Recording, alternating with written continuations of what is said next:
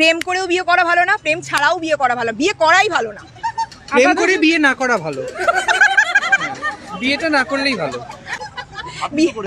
আমি করে ফেলেছি, পস্তাচ্ছি, ওই জন্য তো নেক্সট জেনারেশনকে বলছি বিয়ে করবেই না, বিয়ে করে কোনো লাভই নেই।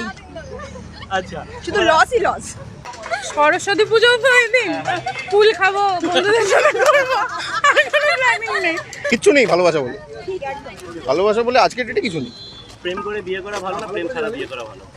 কোনোটাই না, বিয়ে করতেই হবে না, সব থেকে ভালো। প্রথমও ছিল একটু আধটু, এখন আর নেই, 14 বছর হয়ে গেছে, শেষ। আমাদের অল ডেই ভ্যালেন্টাইন। আমাদের তো কোনো প্ল্যানিং নেই, আমাদের 75% অ্যাটেন্ডেন্স কলেজ যেতেই হবে, কোনো প্ল্যানিং নেই। True fact. যদি প্রেম করে কাউকে পেয়ে যাওয়া যায় ভালো, তাহলে তো খুবই ভালো, আর যদি না হয় তাহলে তো অ্যারেঞ্জ ম্যারেঞ্জ, আর কি করবো, পুরোটাই হবে। আমার মনে হয় বিয়ের পর প্রেমটা আরো ভালো। প্রেম করেই ডেফিনেটলি, কেননা তুমি জানতে পারবে লোকটার ব্যাপারে, যাকেই বিয়ে করছো সে কিরকম, আদৌ তার সাথে থাকা যাবে কি না। কি করা উচিত? যে দুটোর সঙ্গে ডেটিং করছিল দুটোকেই ছেড়ে আমার নতুন দুটোকে নিয়ে আনে উচিত, এটাই তো জগৎ। আর নলে কি হবে? সেটা কি বিয়ের আগে না বিয়ের পরের কথা হচ্ছে? উদম কেলানি, বিশাল কেলানি। এটা তো উচিত না, না এটা তো একদমই উচিত না। তো বিশাল ঝামেলা হবে, মানে মারপিট খুন হয়ে যেতে পারে। মানে সেটা তার সঙ্গে মারপিটটা হবে। আমি দেবো আর কি মার, যদি অন্য কেউ কিছু করে আর কি। হ্যাঁ, যে সে যদি অন্য কিছু করে সে শেষ আর কি, মানে শেষ। আশা করি সে শুনতে পাচ্ছে এখন, মানে যেখানেই আছে সে যাতে শুনতে পায়। তবে হ্যাঁ, সে শেষ তাহলে। টক্সিক রিলেশনশিপ হওয়ার থেকে আমার মতে সেখানে না এগোনোই ভালো। না, ছেলেটাকে মেরে দেবো, shoot এটাকে him, না। we will shoot him. I won't do that. I can't. It's better to shoot him, right? কাকে সেটা? To the, of course, the person who cheated us, right? কোয়েশ্চেনটা কি ছিল যে আরো যদি সাথে থাকে পার্টনার, এরকম ব্যাপারটা? হ্যাঁ অ্যাট আ টাইম একজনের সাথে থাকাটাই বেটার, তার সাথে ছাড়াছাড়ি হয়ে গেল দেন আরেকজনের কাছে মানে মুভ অন হলো, সেটা বেটার রাদার দেন একসাথে, মানে ইটস কমপ্লিকেটেড। অবশ্যই তার সাথে না থাকাটাই মানে উচিত। অবশ্যই ছেড়ে চলে যাওয়া উচিত, যেখানে লয়্যালটি নেই সেখানে প্রেম ভালোবাসা নেই। তো আমার মতে সেটা জানাজানি হলে সেখানে আর যাই হোক প্রেম থাকবে না।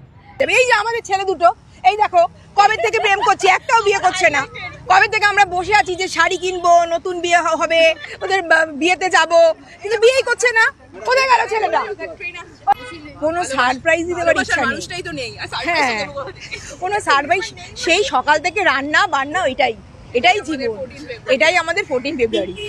14 ফেব্রুয়ারি তুমি কি সারপ্রাইজ দেবে আমাদের ভাই? কোন গার্লফ্রেন্ড?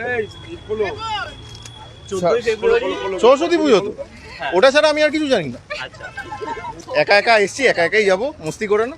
ও তো বিয়ের মানে হ্যাঁ, আমি তো বিয়ের টেকনিক্যালি এগেনস্টে, কিন্তু হ্যাঁ ঠিক আছে, না প্রেম করে বিয়ে করলেই সুখীটা হওয়ার একটুকু চান্স থাকলে ওটা প্রেম করে বিয়ে করে, ওই অ্যারেঞ্জ করে তো সেম আমার তো প্রেম হয়নি বলতে পারবো না, but will say that love wins also.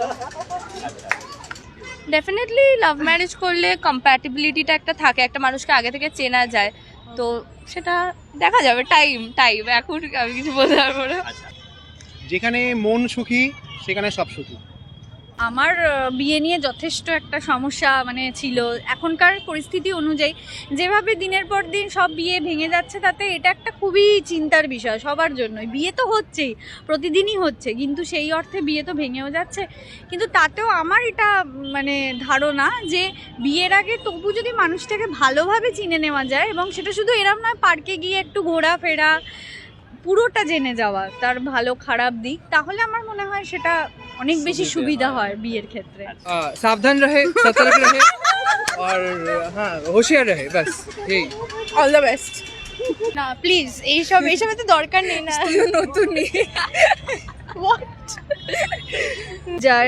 তোমার জন্য যে সঠিক সেই মানুষকে নির্বাচন করেই সুখী হওয়া যায়, সেটা লাভ হোক অ্যারেঞ্জ, অ্যাটলিস্ট রিগ্রেট থাকবে না। So choose wisely.